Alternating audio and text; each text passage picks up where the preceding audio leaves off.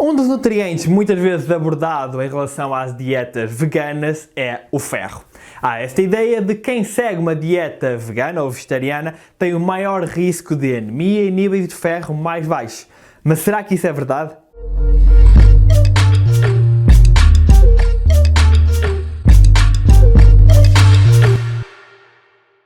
O ferro é um mineral essencial e serve como um componente da hemoglobina, que transporta o oxigênio dos pulmões para os tecidos. E mioglobina, uma proteína que ajuda na transferência de oxigênio dos pulmões para os músculos. Para além disso, tem um papel essencial no crescimento e desenvolvimento da função celular normal, na síntese de algumas hormonas e tecido conjuntivo.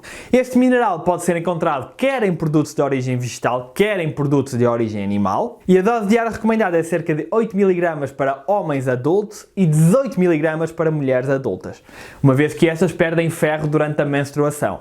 Este valor pode ir até aos 27 mg por dia para mulheres grávidas. Também para aqueles que seguem uma dieta vegana, as recomendações são um bocadinho mais elevadas, cerca de 1,8 vezes a recomendação. No entanto, isto é uma questão de especulação e segurança por causa da taxa de absorção do ferro, que já vamos ver. A deficiência de ferro é a deficiência nutricional mais comum no mundo, por isso já podem perceber que não é um problema dos veganos ou vegetarianos. E isto acontece apesar da sua ampla disponibilidade, quer em produtos de origem animal, quer em produtos de origem vegetal. Há várias causas de anemia, como por exemplo a deficiência de vitamina B12, como vimos, mas segundo a Organização Mundial de Saúde, cerca de metade dos casos de anemia são a chamada anemia ferropénica, anemia por causa de uma deficiência de ferro. E, como eu disse, ao contrário do que se pensa, vários estudos têm demonstrado que os veganos e vegetarianos não têm um maior risco de anemia. Aliás, podem até ser o grupo com o maior consumo deste mineral. Segundo a Associação Americana de Dietética, a incidência de anemia devido a uma falta de ferro parece ser semelhante entre vegetarianos e omnívoros. E apesar de os vegetarianos, no geral, parecerem registrar níveis mais baixos de ferro sérico no sangue, os seus níveis de ferritina são normais.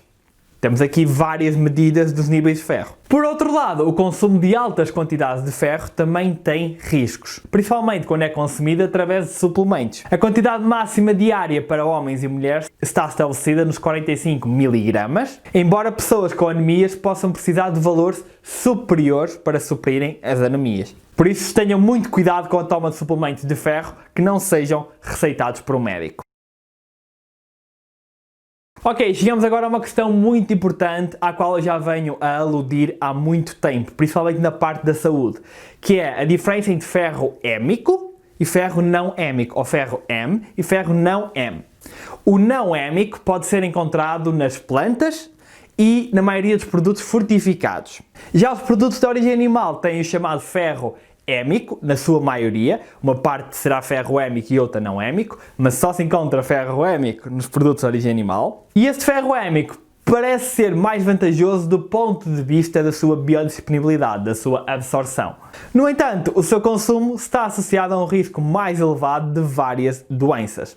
Mas vamos à questão da biodisponibilidade. Uma dieta omnívora, assumindo o consumo substancial de ferro e também de vitamina C, a taxa de absorção deste mineral deve rondar os 14-18%. Já numa dieta vegetariana, a taxa de absorção parece rondar os 5 a 12%. Enquanto o ferro hémico dos produtos de origem animal tem uma taxa de absorção entre 10 e 35%, o ferro não hémico das plantas tem uma taxa de absorção entre 2 e 20%. E está ainda mais dependente da interferência de outros compostos na dieta, como o consumo de vitamina C, que aumenta a absorção do ferro, ou o consumo de chocolate, chá verde, chá preto, chá branco e café, que à volta das refeições, que pode diminuir a absorção do ferro.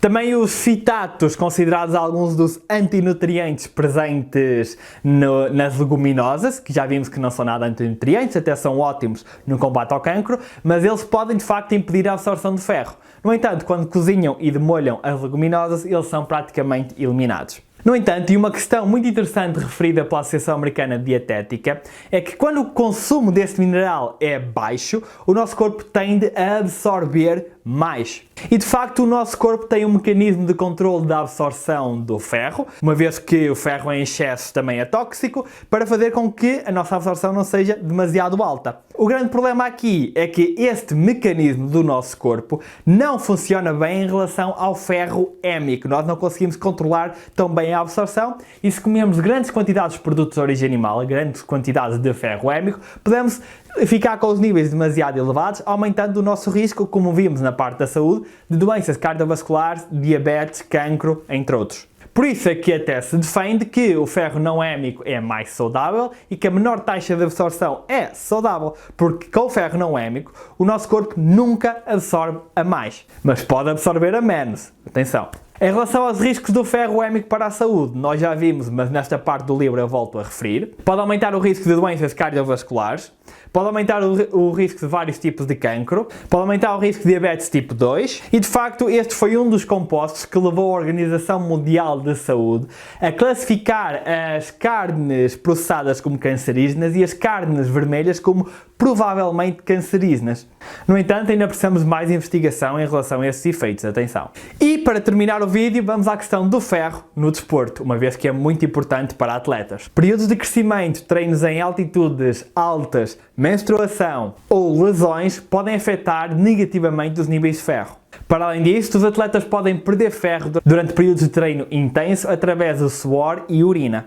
Assim, é recomendado que todos os atletas, mas principalmente as atletas femininas e de resistência ou vegetarianas, testem regularmente os seus níveis de ferro, algo que todos nós até devemos fazer, mas também que consumam valores acima do recomendado para a maioria da população. Segundo uma meta-análise de 2019, de que já falamos aqui, que analisou o papel dos micronutrientes, vitaminas e minerais na performance desportiva, o ferro, ao lado do magnésio, parece ser dos minerais que apresenta uma maior evidência a favor de um consumo mais elevado para atletas. Mesmo assim, só devem ser utilizados em casos em que os atletas têm níveis baixos ou deficiência. Não vale a pena estar a suplementar quando não temos essa necessidade nas análises. E claro, sempre sob recomendação médica. Em relação às melhores fontes vegetais do ferro, já se sabe, tudo que sejam leguminosas, mesmo cereais integrais, sementes, frutos secos e vegetais no geral, mas principalmente os vegetais de folha escura.